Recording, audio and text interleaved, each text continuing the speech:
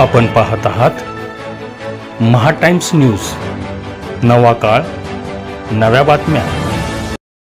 अक्कलकोट शहरातील पाणी पुरवठा अधिक सुरळीत आणि विना अडथळा करण्यासाठी कुरनूर धरणातील जलुपसा यंत्रणेत वाढीव क्षमतेची पाईपलाईन टाकण्याचे काम सुरू करण्यात आले आहे.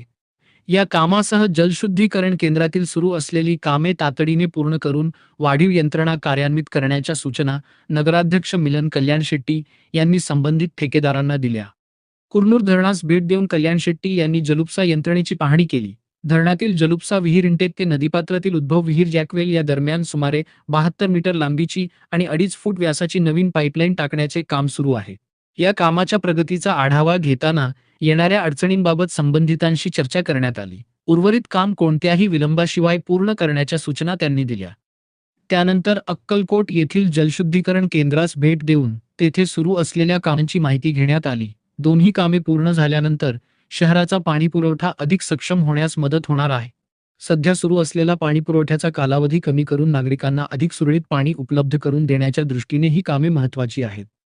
कुरनूर धरणातील सद्यस्थितीतील पाणीसाठ्याचीही पाहणी करून शहराच्या पाणीपुरवठ्याच्या दृष्टीने उपलब्ध जलस्रोताचा आढावा घेण्यात आला. संबंधित ठेकेदारांकडून कामाच्या प्रगतीची माहिती घेऊन आवश्यक त्या सूचना देण्यात आल्या. यावेळी उपनगराध्यक्ष ऋतुराज राठोड, नगरपालिकेचे पक्षनेते यशवंत धोंगडे, पाणीपुरवठा सभापती देविदास कवटगी, पाणीपुरवठा अभियंता मनोज ईश्वरकट्टी, सिद्धाराम टाके आदी उपस्थित होते.